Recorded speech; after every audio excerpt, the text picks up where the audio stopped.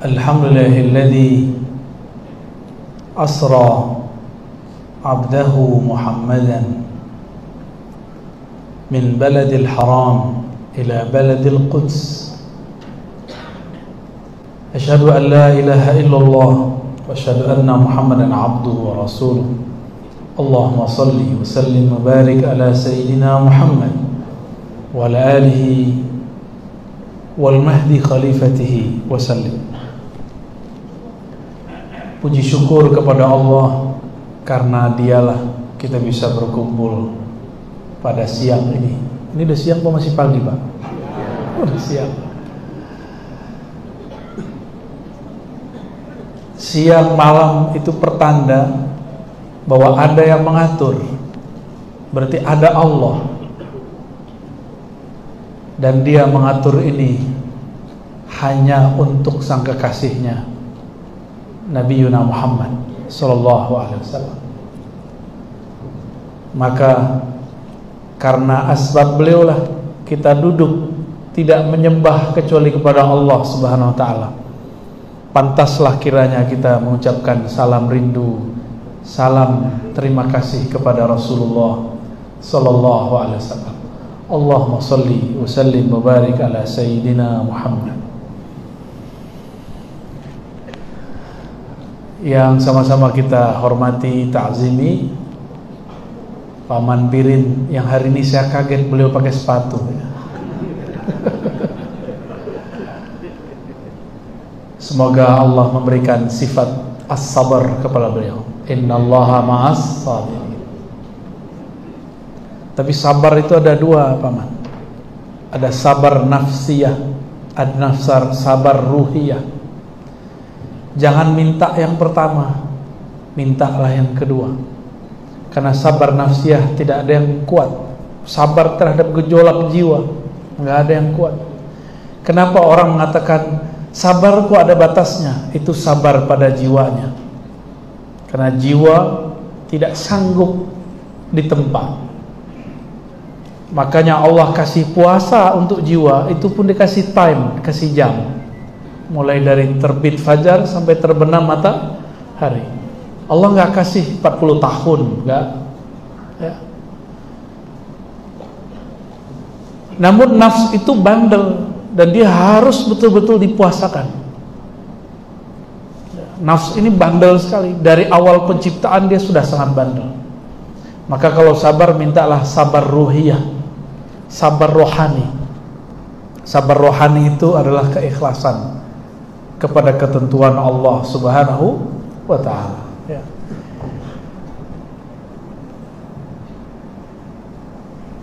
Karena kajian Mi'rajnya, Isra Mi'rajnya ada beberapa sesi ya. Saya kasih di sini sesi pertama. Saat apa Rasulullah di Mi'raj? Dan saat apa nabi-nabi terdahulu di Mi'raj? Di Isra Mi'raj kan, itu aja dulu. Isra dan Mi'raj itu dua kejadian. Mi'rajnya 5 kali, Isra'nya sekali. Ada di hadis Imam Bukhari. Al-Imam Ibnu Hajar menemukan ada 5 kali Nabi naik. Kalau Isra sekali. Apakah para Nabi juga pernah Isra Mi'raj? Pernah. Tapi Isra Mi'rajnya para Nabi hanya dengan ruhaninya. Nabiullah Musa, ini yang paling terkenal ceritanya. Beliau Isra Mi'rajnya cukup di Gua Tursina. Kata Sayyidina Jibril, Musa, kamu jangan gosok gigimu. Hari ke-30 Nabiullah Musa asik. Selesai hari ke-30, dia cium bau mulutnya, kok bau? Maka dia ambil akar kayu arak namanya, yang sekarang disebut siwak, dia gosok giginya. Dia lupa kalau Sayyidina Jibril berpesan, jangan gosok gigimu. Karena dia sedang berpuasa. Nabiullah Musa puasa 30 hari. Ada yang kuat puasa 30 hari? Nggak ada yang kuat. Maka Allah mengatakan, genapkan hai Musa, jadi 40 hari. Jadi Nabi terdahulu kesalahan kecil pakai siwak, tembusnya pakai 10 hari. Untung nggak jadi umat Bani Israel ya. Gimana kalau anggota Paman Bir ini punya kesalahan, kita suruh puasa 10 hari, nggak makan, nggak minum. Jiwa itu kalau nggak dipuasain, nggak patuh dia. Maka itulah satu-satunya suluk nafsiyah namanya. Suluk nafsiyah. Ketika nafsiyahnya sudah oke, inilah 10 hari terakhir. Tadi Isra 30 hari, 10 hari terakhir Mi'raj dia kepada Allah. Itulah Sayyidina Musa. Kalau Nabi Adam kapan? Nabi Adam diusir, diturunkan dulu ke bumi, baru diizinkan Mi'raj. Maka terusirnya Nabi Adam dari surga bukanlah laknat, bukanlah suatu kerugian, justru itu adalah satu keberuntungan. Karena dari awal diciptakan, Allah sudah buat pengumuman di kerajaan langit, wahai para penduduk langit, inni ja'ilun fil ardi khalifah, nanti di bumi aku akan ciptakan seorang khalifah. Berarti emang kakek moyang kita itu tidak diciptakan untuk di surga. Dia memang diciptakan untuk di bumi. Kalau beliau tidaklah tersilap makan buah yang disebut khuld, sebenarnya itu mirip seperti buah labu. Ada biji-bijinya enggak? Buah labu itu. Itu di dalam itu ada nama Paman Birin tuh. Ya, bakal jadi gubernur, itu tulis di situ tuh. Ada di situ, Pak. Jadi seandainya Nabiullah Adam tidak makan buah labu itu, kita nggak ada.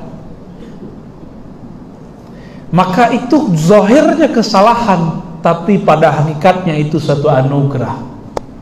Karena para nabi kalau salah, salahnya dia tobat. Kalau dia tobat, tobatnya dia naik pangkat. Seorang Bani Adam juga sama. Anak Adam itu nggak akan naik pangkat dengan banyak sholat. Manusia itu dia harus merasa hina dulu baru orang angkat. Kalau selama-lamanya taat, nanti kayak iblis, ribuan tahun di surga lalu merasa menjadi pemilik surga, dan dia tidak rela ada yang lebih hebat darinya. Yang punya sifat begitu itu iblis tuh dalam dirinya, hati-hati ya. Sifat apa? Iblis. Karena iblis itu yang menurunkan karakter, namanya karakter iri dan dengki. Kalau binatang paling nafsu, syahwat, emosi, itu binatang. Nafsu, syahwat, emosi, udah itu binatang. Tapi kalau iblis, iri, dengki, lebih bahaya mana?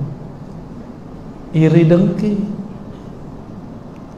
Kalau orang karakternya binatang paling geruduk-geruduk selesai. Tapi kalau dia karakternya iblis, syayatinul jinni wal ins, setan dari kalangan jin dan manusia, itu bisa merusak negara, bisa merusak negeri, bahkan bisa merusak alam semesta. Ini bahayanya. Sayyidina Adam terusir. Disitulah beliau kemudian sujud 40 hari 40 malam, tidak bangkit dari sujudnya. Begitu disuliskan oleh Imam Ibnu Katsir. Kepala beliau sujud, ruhnya naik. Inilah mi'rajnya Sayyidina Adam. Coba lihat, kita sudah memi'rajkan Adam kita belum? Ini mi'raj Adamiyah namanya. Apa namanya? Mi'raj Adamiyah. Apa maksudnya mi'raj Adamiyah? Nabiullah Adam ketika beliau sujud, apa yang dibaca? Masih ingat? Rabbana zalamna, terus anfusana fa illam taghfir lana wa tarhamna lanakunanna minal khasirin. Ini doa apa sebenarnya ini? Ini doa yang kita sebut orang-orang yang sportif, orang-orang yang tidak mau menyalahkan orang lain karena kesalahan dia. Bahkan dia siap menanggung kesalahan orang lain, dia pikul. Ini namanya Mi'raj adamiyah.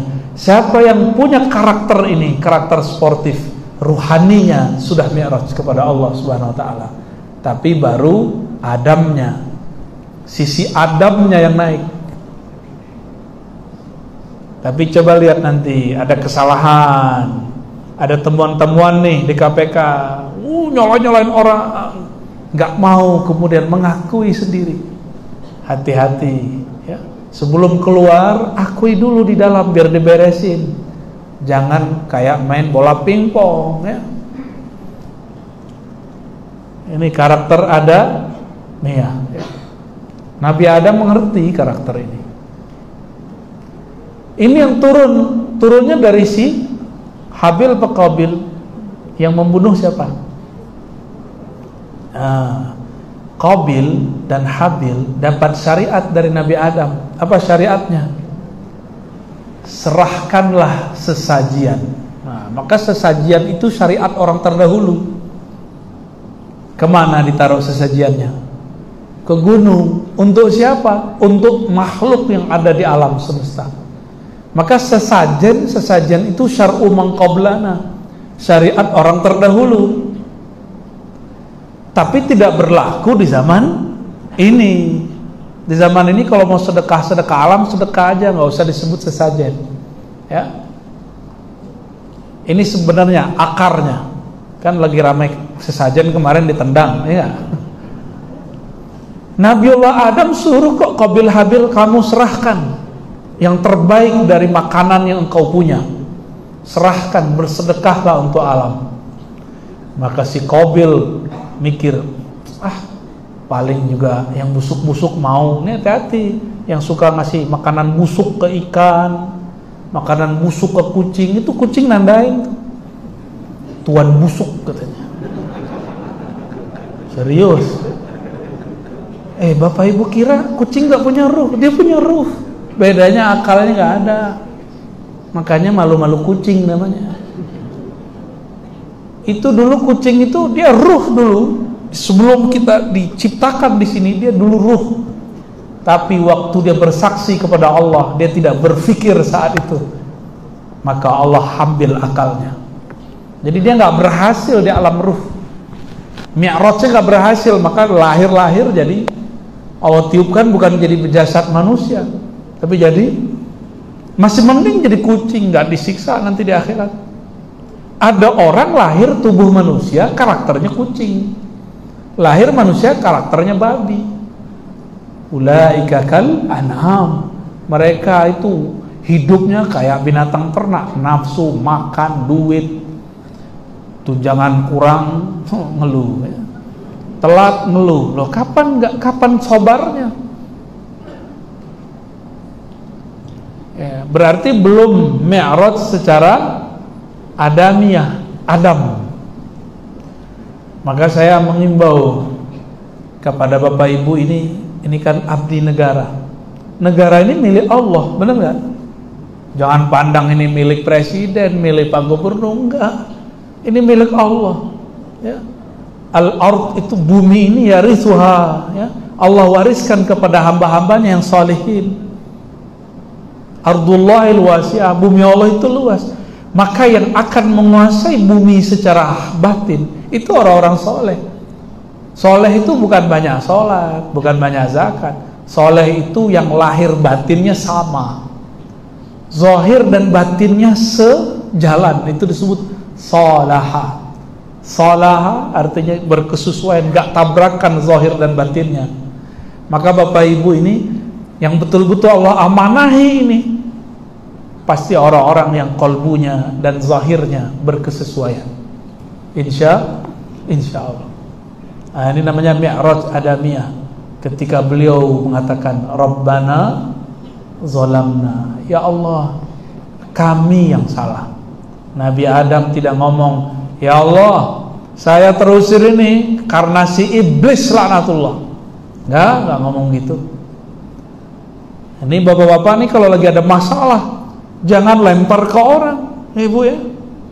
Kalau ibu-ibu bapak nih ngomong di sidang nih sama Paman Birin nih, ini kenapa ini gagal? Kalau dia kok hadir satu tuh. Nah, itu iblis itu dalamnya tuh ya.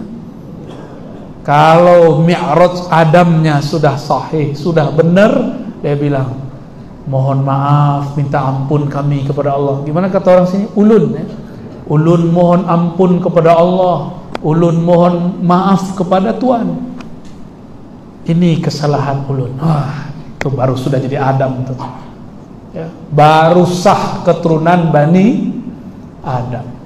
Jadi gimana cara sahih registrasi sebagai Bani Adam? Jadi harus diregistrasi, Pak.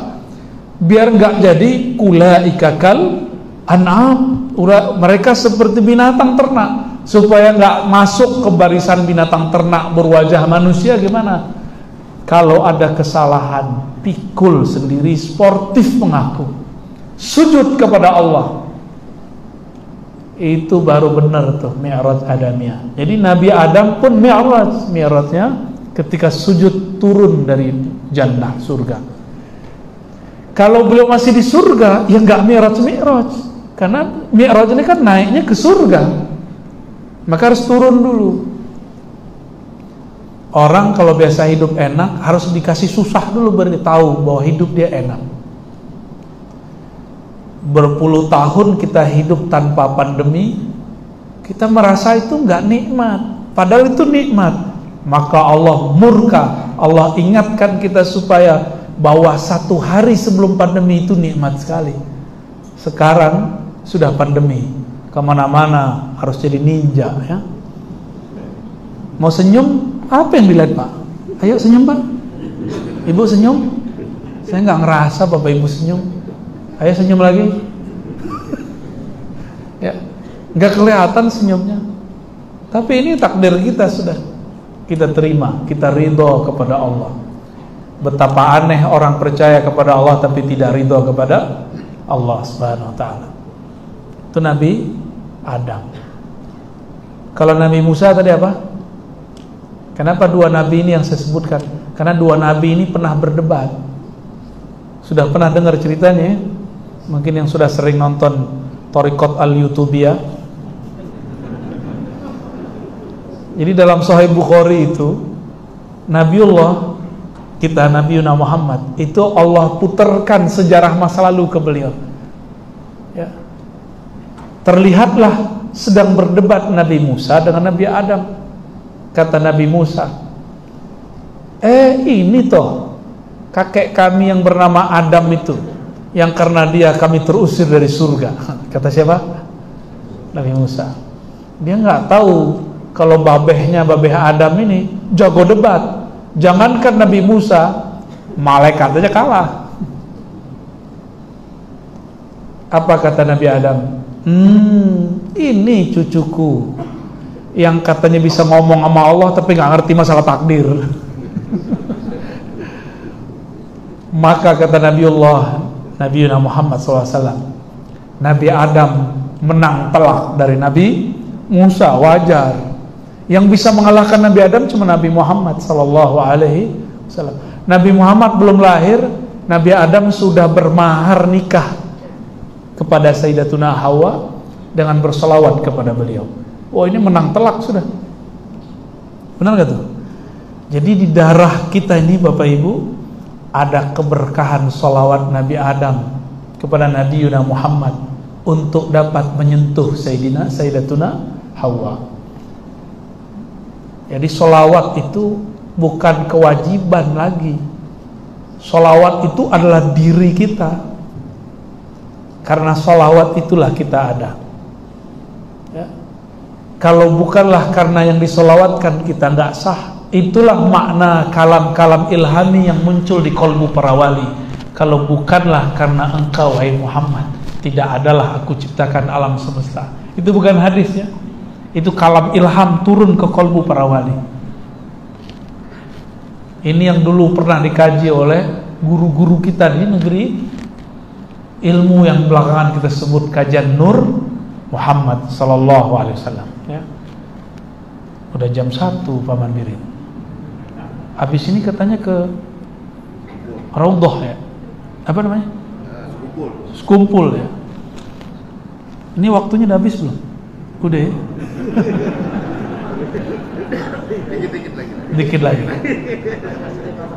Ada satu nabi lagi yang terkenal. Semuanya dimulai dari masalah. Gelarnya Zunnun, nabi. Ini bukan Zunnun al-Misri, ini Zunnun an-Nabi. Nama kecilnya Yunus. Masih ingat? Beliau punya umat, nggak bisa dibentuk, ngomel. Kalian susah amat jadi manusia, nggak bisa diajak kenal Allah, kenal Rasulullah. Ya udahlah, gak usah dakwah, ribet. Nah, ada kan pengurus masjid begitu, susah amat ngurus masjid kecil begini. Ya udah gue mundur. Nah, ini ciri-ciri Nabi Yunus belum di Mi'raj. Ini namanya Mi'raj Yunusiyah. Ada nama Mi'rajnya?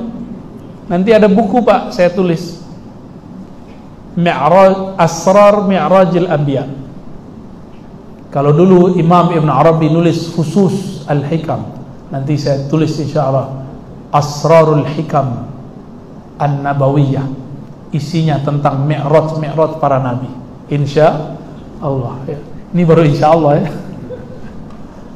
Karena kapan mau nulisnya nih? Ngomeng terus Pak.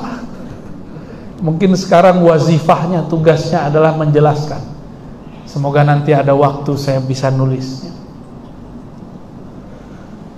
Sayyidina Yunus sebelum di Mi'raj ngomel, nyalahin umatnya ketika tidak mau dengar. Lalu kesalahan fatalnya apa? Untuk seorang biasa nggak apa-apa Bapak kalau mundur ngurus masjid nggak dosa.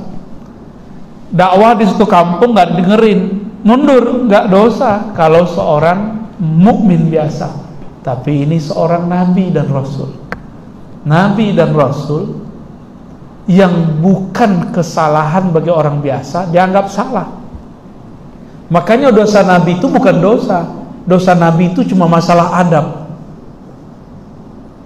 Apa kata Nabi Yunus? Kalau begini susah amat di manusia diatur. Urus saja sendiri. Kabur. Kabur naik apa dia? Naik kapal. Tapi karena beliau membawa beban, karena beliau seorang nabi, beban itu sudah menjadi zahir badannya. Itu beban sekampung ada di badan dia.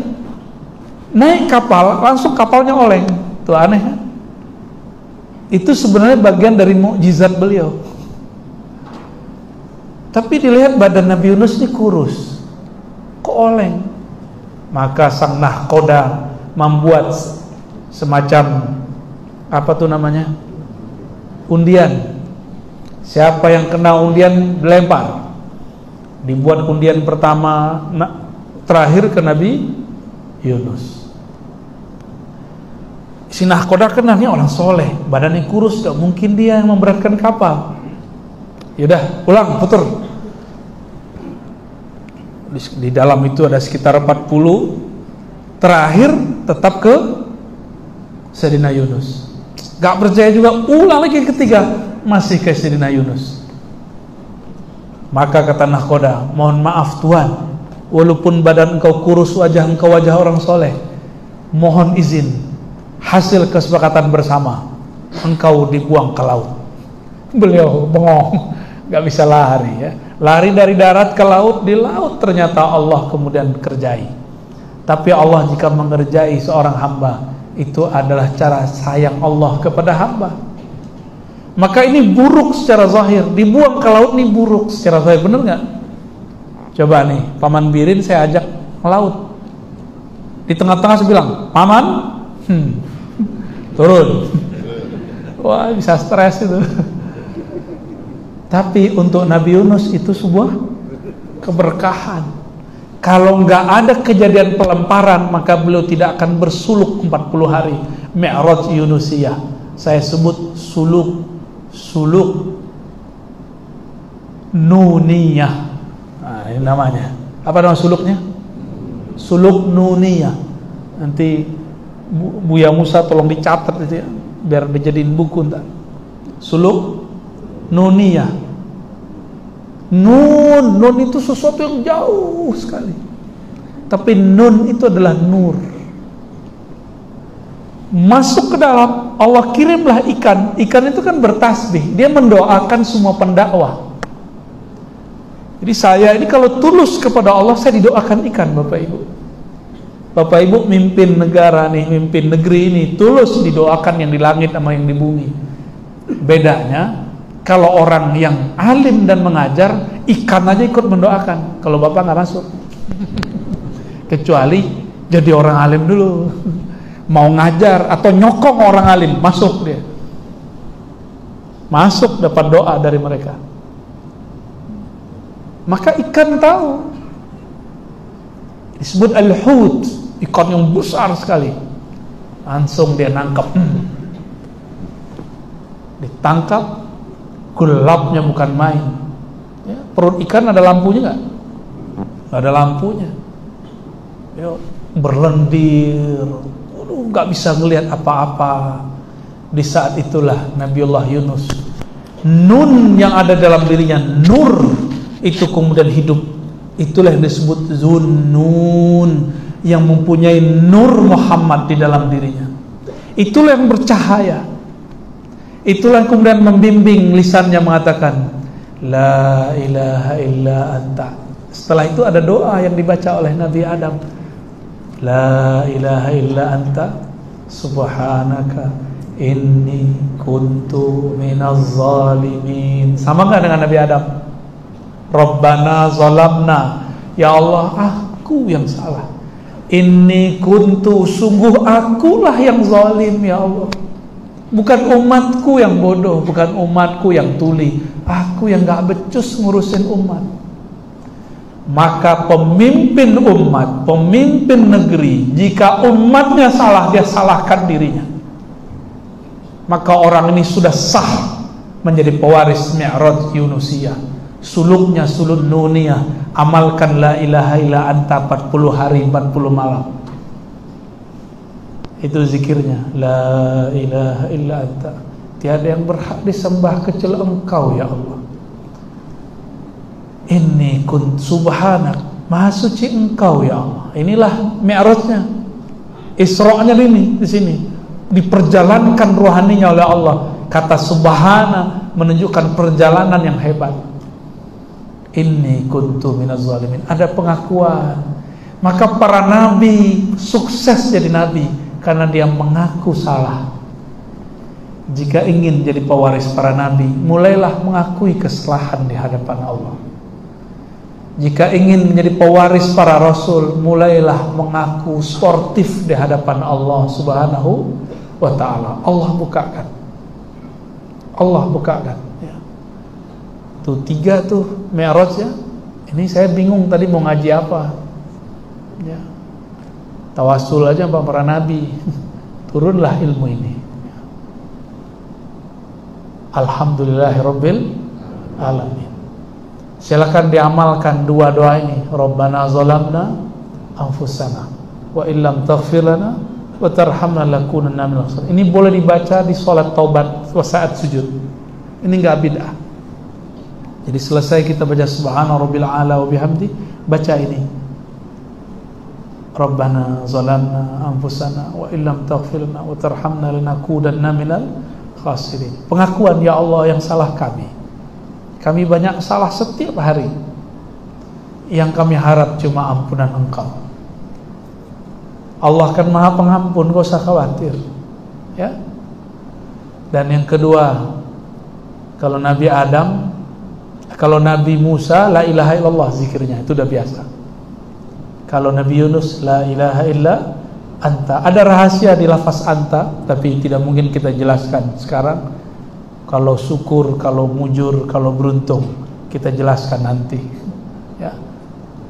Jadi ketika para nabi bersuluk bermi'raj, mereka bawa oleh-oleh, yaitu zikrullah dan kebeningan qalbu, pengakuan kesalahan, pengakuan dosa. Inilah prinsip kewalian. Mengakulah berdosa, mengakulah salah, maka siap-siap engkau akan jadi wali Allah Subhanahu wa ta'ala. Semoga kajian ini diridai oleh Allah. Semoga ruhani kita di Isra' Mi'rajkan oleh Allah.